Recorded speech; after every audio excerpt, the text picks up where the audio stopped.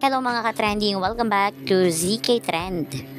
Full pack ngayon ang schedule ng ating Donnie Pangilinan.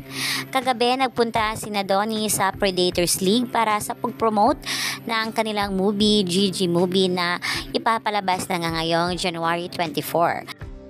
Lumipad nga maaga sina Donnie pa Cebu para magpunta na naman sa SM Cebu para sa pag-promote nga ng kanilang movie. Bago nga dyan ay may ginawang community visit itong si Donnie kasama ang kanyang mami Maricel na talaga namang dinumog ng maraming tao. Kaya naman halina't panoorin natin ang ibang mga clips at videos sa community visit ni Donnie sa Cebu.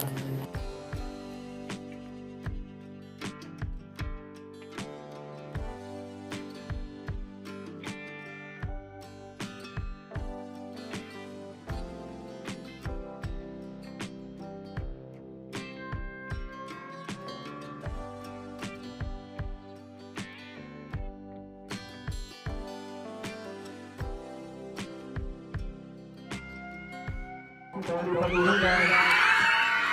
Ito po ang nanay, si Maricel Aksas. Hello po, ako po si Donnie Pangilinan.